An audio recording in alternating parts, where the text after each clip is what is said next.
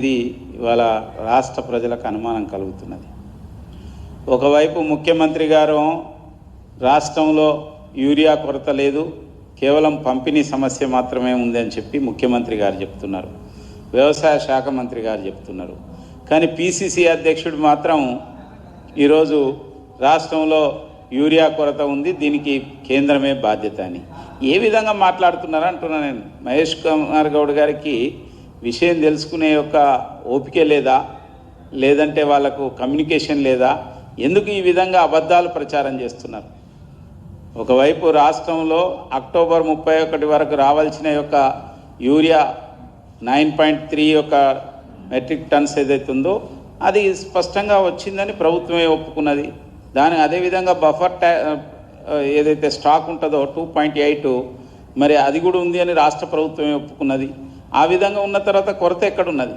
అంతకుముందు జూలైలో more than 20% extra central government ఇచ్చిందనేది కూడా చాలా స్పష్టంగా చెప్పింది. కాబట్టి లోపం ఎక్కడుంది, విషయం ఎక్కడుందని తెలుసుకోవాల్సిన బాధ్యత పిసిసి ప్రెసిడెంట్ పైన ఉంది.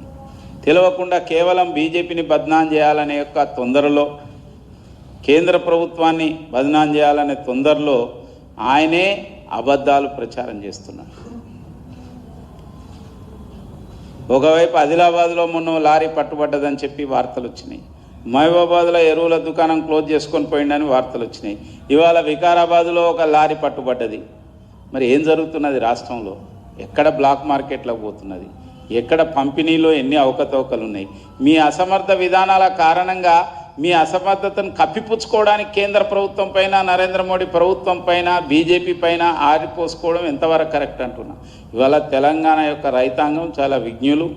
తెలంగాణ రైతాంగానికి భారతీయ జనతా పార్టీ యొక్క నాయకత్వంలోని కేంద్ర ప్రభుత్వం ఏ విధంగా వ్యవహరిస్తుంది, ఎట్లా రైతు పక్షపాతి, నిరంతరం వ్యవసాయం గురించి, రైతుల గురించి ఎట్లా ఆలోచిస్తుంది అనేది చాలా స్పష్టంగా తెలుసు.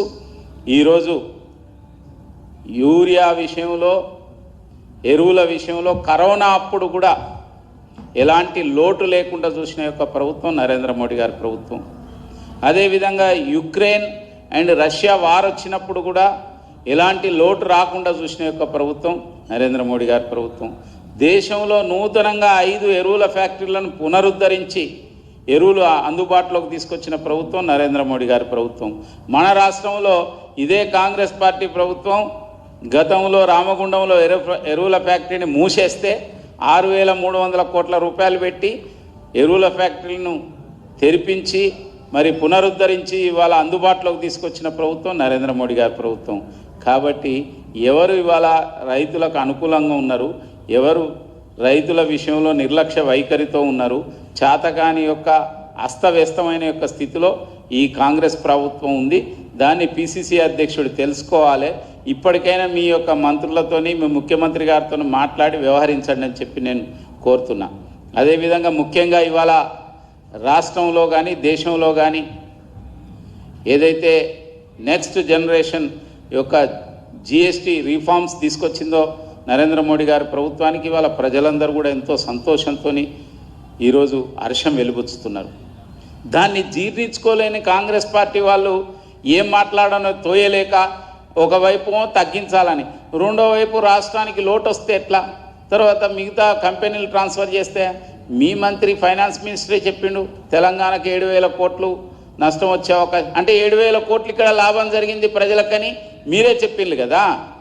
గతంలో సైతం జిఎస్టీ విషయంలో ఎక్కడైనా ఏ రాష్ట్ర ప్రభుత్వాలకైనా లోటు ఉంటే దాన్ని కేంద్ర ప్రభుత్వం రియంబర్స్మెంట్ చేసింది.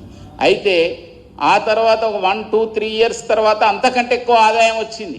కేంద్ర ప్రభుత్వం ఇవ్వవలసిన అవసరం లేని పరిస్థితులు ఉత్పన్నమైనాయి. ఇప్పుడు కూడా అదే విధంగా అవుతాయి కావచ్చు, వెయిట్ అండ్ సీ.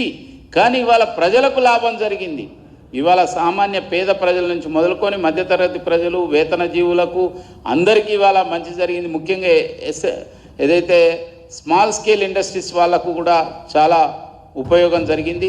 దీనివల్ల ఎకానమీ ఇంకా బూస్ట్ వచ్చే ఒక అవకాశం ఉంది. ముఖ్యంగా సిమెంట్ పైన తగ్గింది, కొత్తగా గృహ నిర్మాణాలు కానీ మిగతా యొక్క యాక్టివిటీ జరిగే అవకాశం ఉంది.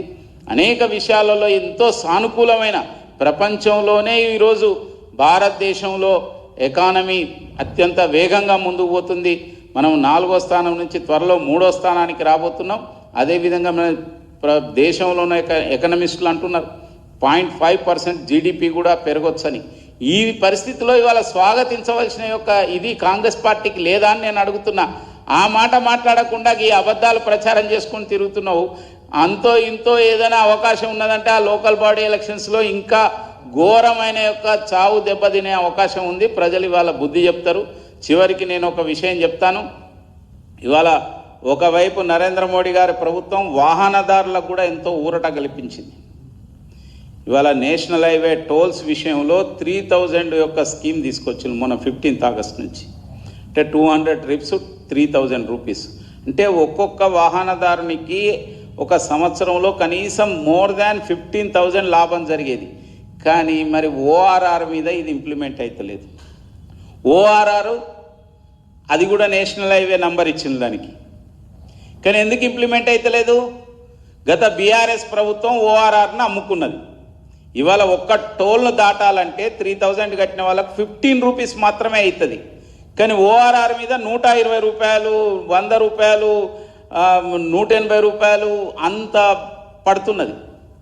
అదే కనుక నేషనల్ హైవేస్ కానీ లేకపోతే ఎక్స్ప్రెస్ హైవేస్ దేన్ని దాటినా కూడా 15 రూపీసే పడుతున్నది. 200 ట్రిప్స్ డివైడెడ్ బై 3000 రూపీస్ వేస్తే 15 రూపీస్ పడుతుంది.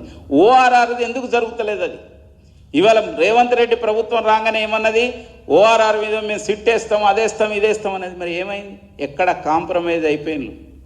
ఎక్కడ ఎంత ముట్టింది? ఏమైంది? ఆ కాంట్రాక్ట్ బీఆర్ఎస్ ప్రభుత్వము కమిషన్లు తీసుకొని కాంట్రాక్ట్లకు అమ్మేసుకుంటే మరి మీరేం చేసిందని నేను అడుగుతున్నా. ముందు దాని సంగతి ఏందో చెప్పు. కాంగ్రెస్ వాళ్ళు మీరు కనుక త్వరలో దీని విషయంలో కనుక చెప్పకపోతే ప్రజల నుంచి వచ్చే యొక్క దీనికి మీరు బాధ్యత వహించవలసి వస్తుంది. ఇప్పటికైనా దాన్ని రివ్యూ చేయవలసిందే. ఎట్లయితే కేంద్ర ప్రభుత్వం ఇవాళ నేషనల్ హైవేస్ మీద అవకాశం ఇచ్చిందో అటువంటి యొక్క స్కీమ్ను ఓఆర్ఆర్ మీద కూడా ఇంప్లిమెంట్ చేయాలని భారతీయ జనతా పార్టీ డిమాండ్ చేస్తుంది.